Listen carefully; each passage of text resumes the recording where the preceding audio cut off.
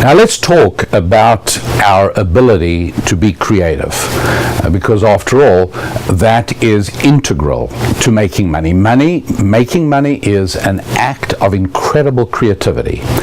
Where does it come from? And in different parts of this program, we deal with the nature of money and we teach you exactly what money is all about. But right now, I'm focusing on enhancing the characteristics that we have within ourselves for the purpose of making money. And to do that, I want to ask you a very simple question. Identical twins, right? Identical twins have identical DNA. That's a reality. That's why so many strange parallelisms are found among identical twins. Paths they take through life very often turn out to be the same. There are wonderful studies about twins separated at birth who are then tracked later on through life, and how they're so similar and their makeup is so based on their identical qualities that it's not surprising that similar things happen to them. So here's my question. Identical twins born, two little boys or two little girls, got to be both the same, right? That's what identical means. They look the same, and indeed they share the identical DNA. Here's my question. Do identical twins have the same fingerprints, or does each twin have his or her own fingerprints? Think about it for a moment.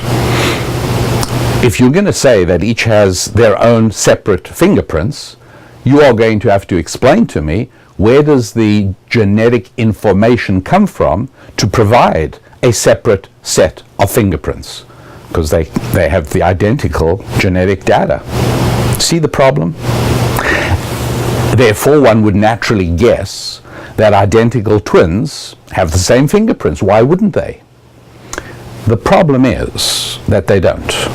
The problem is that identical twins, identical in every respect, have separate fingerprints. Astounding.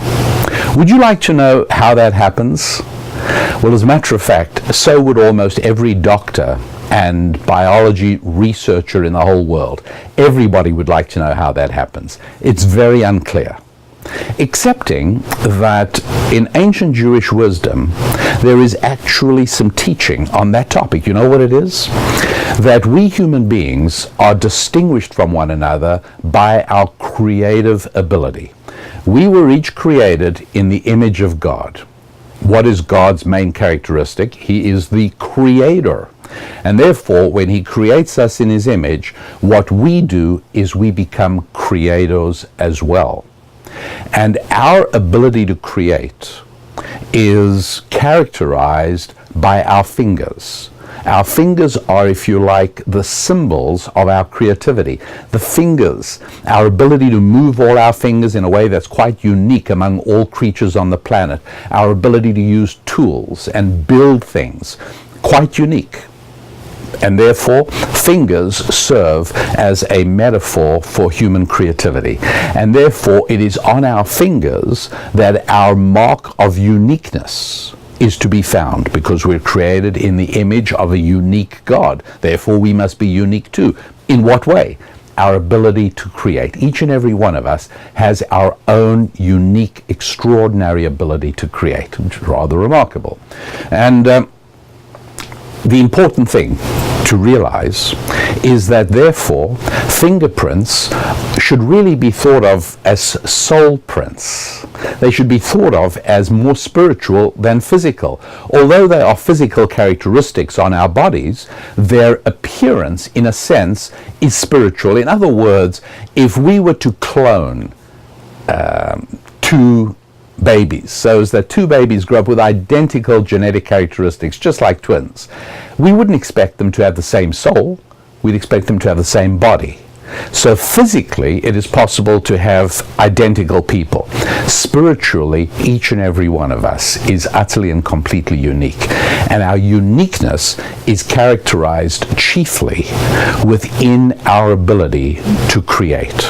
Now, what is one of the most important tools that we use and that we have in order to create? The answer is our imagination. embedded deep within our hearts and in our souls is our ability to imagine things that don't exist, and to conceive of things that don't exist, and to imagine problems and solutions to those problems, solutions that don't yet exist. And if you think about it, almost every instance of somebody creating a profitable way of serving other people with goods or with services use their imagination to conceive of a solution to an existing problem. Now, when it comes to our imaginations, I would like to now provide you with a very important tip. And I'm not going to say this is easy. The temptation is overwhelming, and it's something I'm well aware of. I do not keep a television at home for this very reason. I will admit, however, that when I'm traveling and I'm on the road and I check into a hotel room, I have to exercise considerable willpower not to turn on the television. It's enormously appealing. And it's even at the end of the day when I'm getting ready to retire for the night, the temptation to, shall we say, just watch half an hour of television before falling asleep, very strong. I do try and avoid it, and I strongly recommend you do as well. Reason? Do you remember your mother, who probably went to the same mothering school as my mother? Your mother used to tell you that you must read books, not watch television. Do you remember that? Mothers all over that always said, watch television? No, read books. Reason is because when you read a book, remember I told you that information is coming in through your ears? When you read a book, your imagination gets to work imagining the circumstances the book is describing. And every time you read a book, you are exercising your imagination muscle. Every time you watch television, you are atrophying that imagination muscle. Because what television does, it's a little bit like being in zero gravity. You know that astronauts, after any extended period in space, come back with weakened bones and muscles. Reason is because they're not going through the normal daily exercise of ordinary life.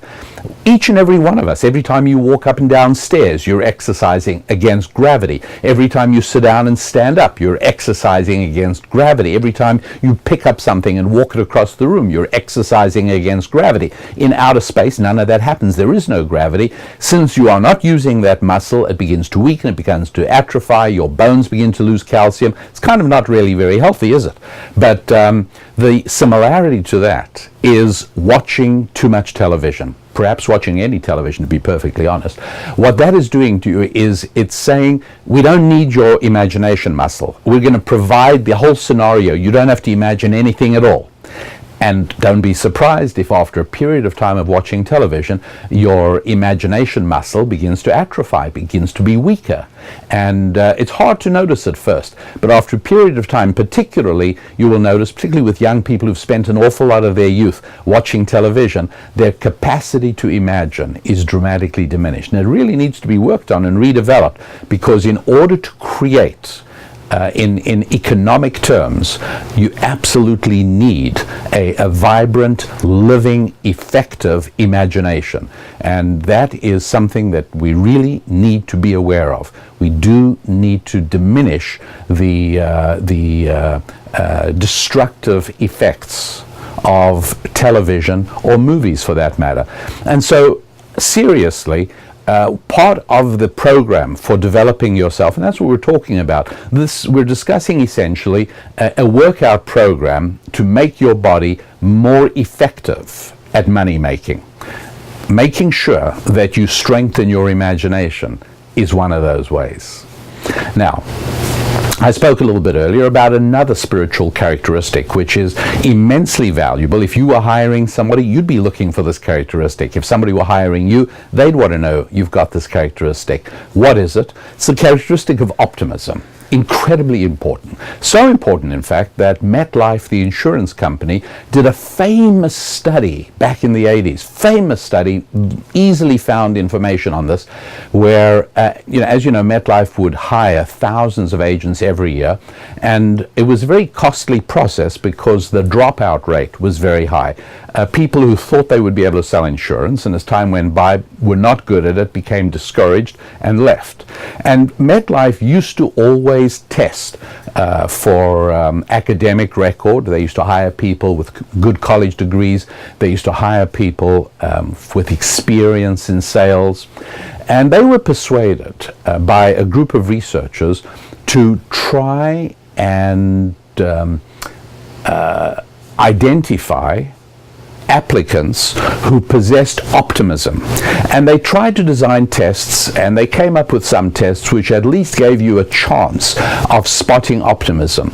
And what they said to MetLife was, divide this year's intake of new agents into half. Half of them hire according to your old criteria, whatever you used to use. Half of them forget your old criteria, forget academic degrees, forget sales experience, focus only on optimism and hire for optimism. Well, you won't be surprised to hear that the success rate and the retention rate and the rate at which the applicants and the agents prospered was 3 or 4 times higher, much higher among those who exhibited optimism than among those who had the conventional characteristics. From that day to this, MetLife and other insurance companies, surreptitiously sometimes, openly at other times, are measuring for optimism because they've recognized that in business, optimism is one of the most valuable attributes. Optimism is spiritual. So you need to work on your optimism. Now, it's very difficult because I know as well as you do that there are times you just start up in the middle of, at the beginning of the day, and you're feeling down and you're just feeling gloomy and you just feel nothing's going to go right. And sure enough, when you go into situations with that mindset, guess what happens? Nothing does go right. It never works well. And so if you at that point could take a tablet, an optimism tablet, wouldn't you do it? Wouldn't you love there to be some optimism tablet so that the next phone call you made, you just sounded so optimistic and you oozed such optimism that you in fact brought about the desired result? I mean, you'd pay almost anything for an optimism tablet, wouldn't you? Well, I have the optimism tablet for you. Remember I told you everything we're talking about is spiritual. And if they're spiritual, then Scripture and ancient Jewish wisdom has the answer.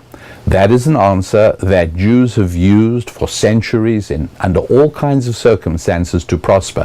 One of the most important principles and timeless truths that Jews have employed effectively is the ability to be optimistic all the time, or almost all the time. Sometimes you can't. So what is the optimism tablet? The optimism tablet is gratitude.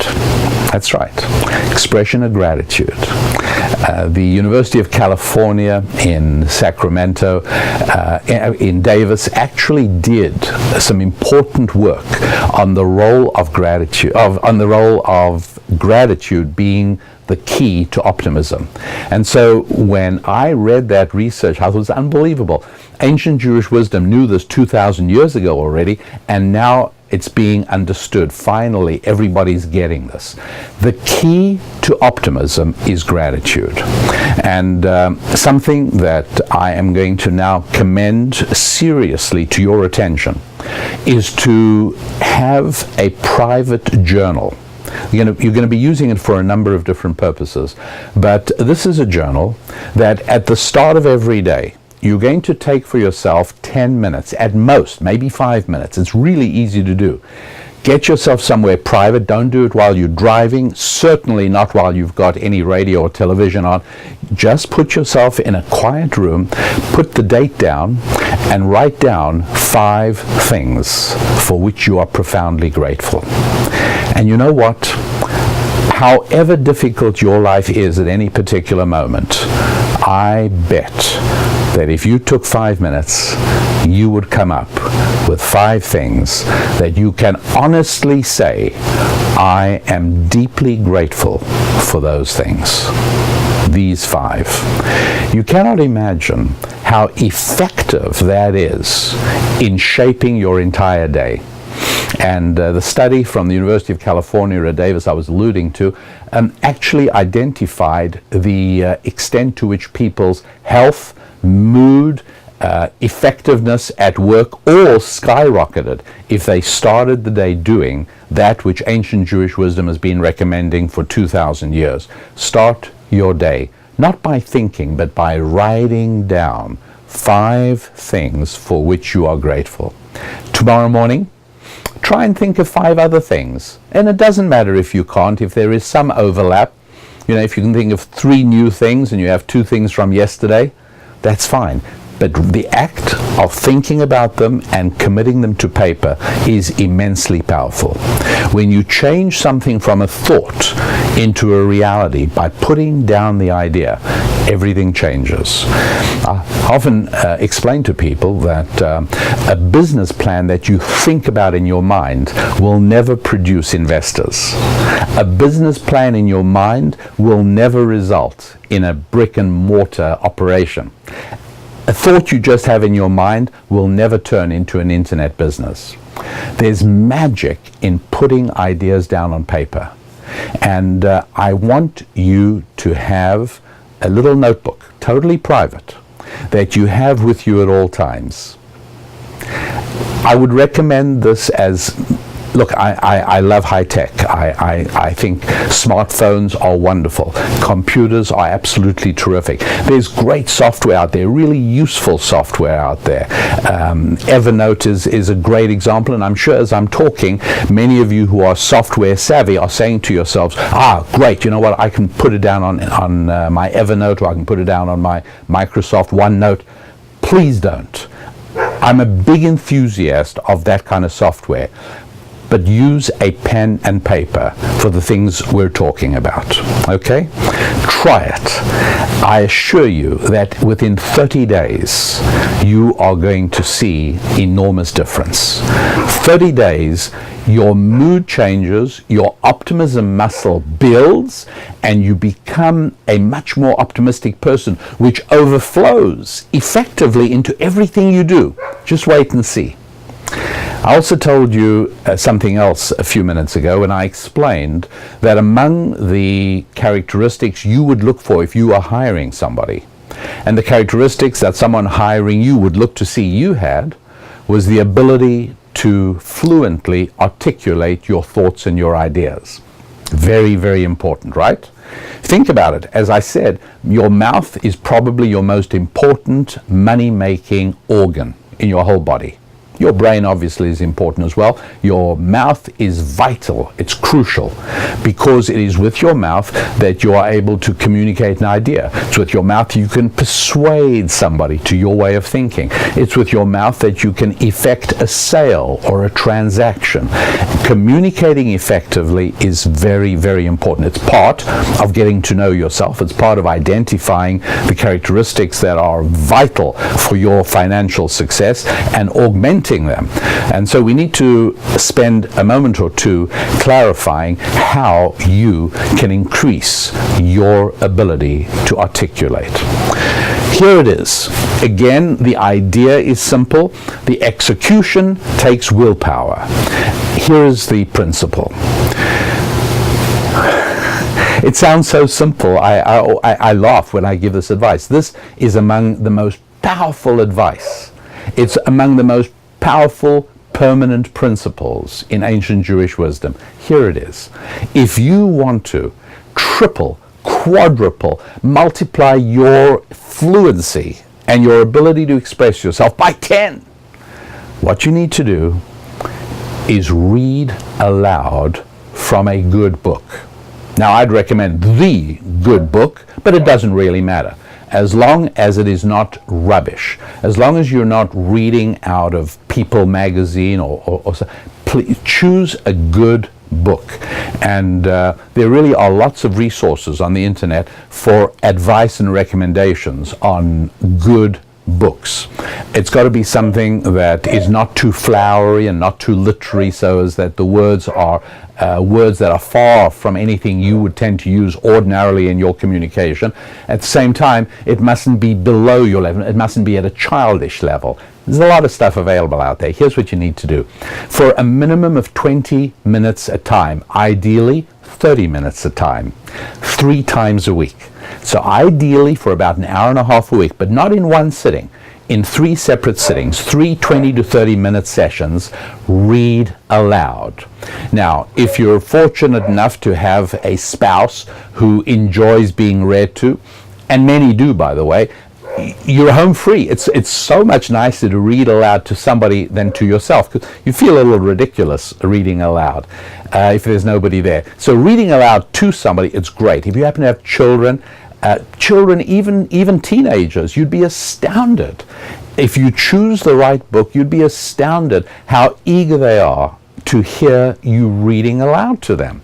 And I'm not even going to talk right now about the beneficial effects this has on parent-child relationships, or on husband-wife, wife-husband relationships. That's separate. Right now, all I'm talking about is the magical transformation when your own ears hear your own lips and tongue enunciating and articulating words on a regular basis. Your vocabulary expands, your ability to use those words expand, and again, I have to tell you, somewhere between 4 to 6 weeks, keep this up. If you keep this up for 4 to 6 weeks, you'll keep it going after that, because you will see the magical transformation. Now, people don't do this. People plonk themselves down in front of the television, and it's a total waste of time, first of all. It's time that could be used really productively in your business. And number 2, you're destroying your imagination. Take some of that time and use it to read aloud, either to yourself or to somebody else. It doesn't matter. Easier to somebody else, but read aloud. You will be astounded at what happens to your ability to communicate.